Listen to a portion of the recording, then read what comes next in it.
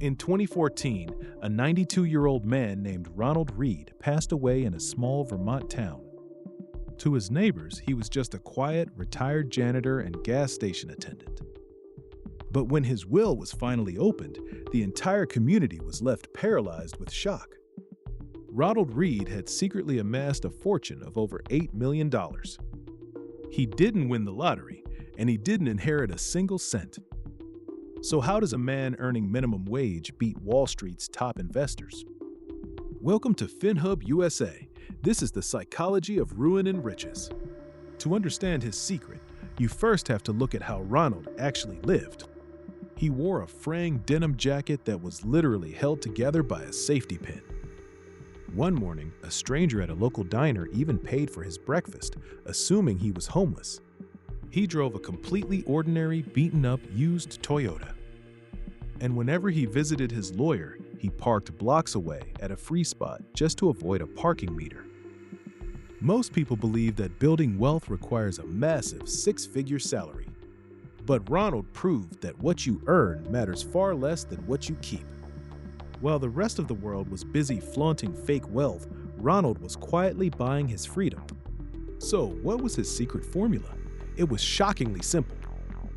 Ronald completely ignored tech stocks, crypto, or whatever hype was trending on the news. Instead, he stuck strictly to what he understood: giant, stable American companies. We're talking about blue-chip staples like Procter & Gamble, Johnson & Johnson, and JP Morgan Chase.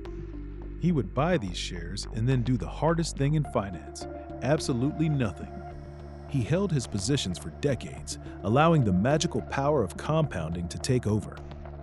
But here's the real engine behind his millions: dividends.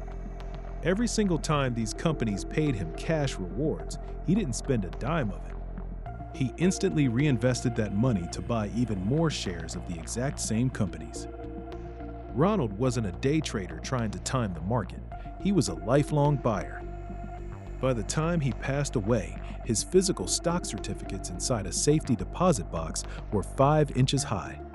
Over 70 long years, a few modest monthly savings had quietly compounded into a multi-million-dollar empire.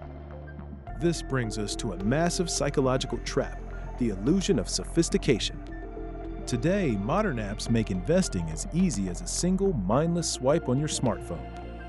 We are constantly bombarded with complex algorithms, day trading hacks, and high-fee funds. But the easier it is to trade, the easier it is to lose your cool when things go wrong. Ronald Reed succeeded precisely because he made it incredibly hard to sell. To liquidate his stocks, he had to physically drive to the bank and retrieve paper certificates from a vault. That physical friction perfectly protected him from his own emotions during market panics. When the brutal 2008 financial crisis hit the world, Ronald didn't panic sell a single share. He simply ignored the noise, stayed humble, and let time do the heavy lifting. But Ronald's incredible story has one final twist that absolutely no one saw coming.